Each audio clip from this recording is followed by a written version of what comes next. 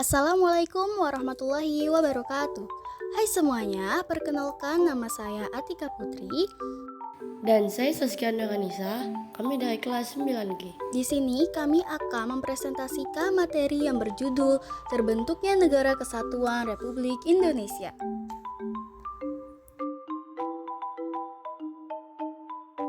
Sebelum kita memasuki materi, tujuan pembelajaran kita hari ini adalah dapat mengetahui sejarah terbentuknya negara Republik Indonesia dan sejarah pengesahan UUD 1945. Terbentuknya Negara Kesatuan Republik Indonesia. Pada saat proklamasi kemerdekaan Republik Indonesia, tanggal 17 Agustus 1945, Indonesia belum memiliki kepala pemerintahan dan sistem administrasi wilayah yang jelas. Setelah proklamasi kemerdekaan, segera dibentuk kelengkapan pemerintahan dengan tujuan agar pembangunan dapat berlangsung dengan baik. Para pemimpin segera membentuk lembaga pemerintahan dan kelengkapan negara sehari setelah proklamasi dikumandangkan.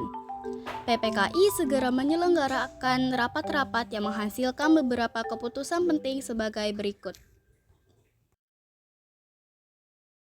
A. Pengesahan UUD 1945. Rapat PPKI beragendakan untuk menyepakati pembukaan dan UUD Negara Republik Indonesia. Piagam Jakarta dibuat oleh BPUPKI menjadi rancangan awal dan dengan sedikit perubahan disahkan menjadi UUD yang terdiri atas pembukaan. Batan tubuh yang terdiri dari 37 pasal, 4 pasal aturan peralihan dan 2 ayat aturan tambahan disertai dengan penjelasan. Dengan demikian, Indonesia memiliki landasan hukum yang kuat dalam hidup bernegara dengan menentukan arahnya sendiri. B. Pemilihan Presiden dan Wakil Presiden. Soekarno dan Hatta ditetapkan sebagai Presiden dan Wakil Presiden pertama Republik Indonesia secara aklamasi dalam musyarakat untuk mufakat. C. Pembagian wilayah Indonesia.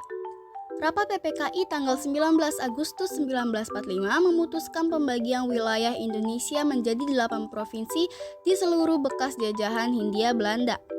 Kedelapan provinsi tersebut adalah Sumatera, Jawa Barat, Jawa Tengah, Jawa Timur, Sunda Kecil, Maluku, Sulawesi, dan Kalimantan. D. Pembentukan kementerian. Mr. Ahmad Subarjo melaporkan hasil rapat panitia kecil yang dipimpin olehnya. Hasil rapat panitia kecil mengajukan adanya 13 kementerian. Pada 2 September 1945, dibentuklah susunan Kabinet RI yang pertama. Kabinet ini merupakan kabinet presidensial yang bertanggung jawab kepada Presiden. Anggotanya diangkat dan diberhentikan oleh Presiden. Tugasnya membantu Presiden dalam menjalankan roda pemerintahan sesuai amanat UUD 1945. E. Pembentukan Komite Nasional Indonesia Pusat. Tanggal 22 Agustus 1945, PPKI kembali menyelenggarakan rapat pembentukan KNIP yang akan menggantikan PPKI. Soekarno dan Hatta mengangkat 135 orang KNIP yang mencerminkan keadaan masyarakat Indonesia. Seluruh anggota PPKI kecuali Soekarno dan Hatta menjadi anggota KNIP yang kemudian dilantik pada tanggal 29 Agustus 1945. Tugas dan wewenang KNIP adalah menjalankan fungsi pengawasan dan berhak ikut serta dalam penetapan garis-garis besar haluan negara atau GBHN. F. Membentuk kekuatan pertahanan dan keamanan. Pada tanggal 23 Agustus, Presiden Soekarno mengesahkan secara resmi Badan Keamanan Rakyat atau BKR sebagai badan kepolisian yang bertugas menjaga keamanan. Pada tanggal 5 Oktober, berdirilah TKR atau Tentara Keamanan Rakyat. Supriyadi, tokoh yang menjadi perlawanan tentara peta terhadap Jepang di Blitar, terpilih sebagai pimpinan TKR. Atas dasar maklumat itu, Orip Sumiharjo segera membentuk markas besar TKR yang dipusatkan di Yogyakarta.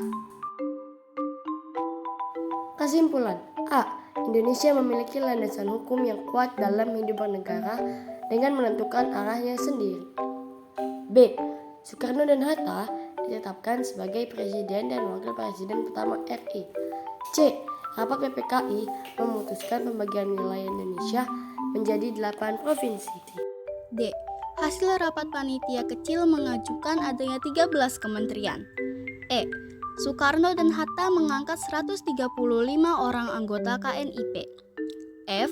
Pada tanggal 23 Agustus, Presiden Soekarno mengesahkan secara resmi Badan Keamanan Rakyat atau BKR sebagai badan kepolisian yang bertugas menjaga keamanan.